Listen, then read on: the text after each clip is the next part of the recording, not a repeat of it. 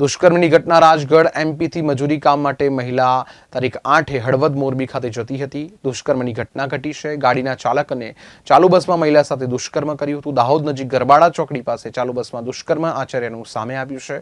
હળવદ મોરબી ખાતે મહિલા દ્વારા 181ને જાણ કરાતા સમગ્ર મામલો સામે આવ્યો છે. દાહોદ એ ડિવિઝન પોલીસ સ્ટેશન ખાતે ગાડીનો ચાલક અને કંડક્ટર વિરુદ્ધ ફરિયાદ નોંધાઈ છે.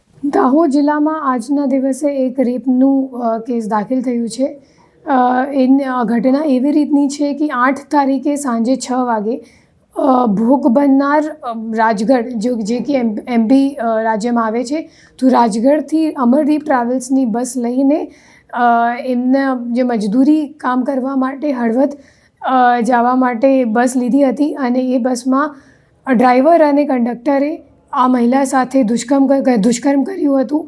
રાત્રે જ્યારે તમામ પેસેન્જર સૂતેલા હતા અને ભોગ બનનારનું એવું કહેવાનું છે કે બે વખત ડ્રાઈવર અને કંડક્ટરે એમને સાથે દુષ્કર્મ કર્યું હતું અને સવારે જ્યારે આ મહિલા ભોગ બનનાર હળવદ પહોંચી ગઈ ત્યારે એમને પતિને એમને આખી વાત વધાવી અને ત્યારે 181 અભિયમના ફોન કરીને પોલીસને આ બાબતની જાણ કરી.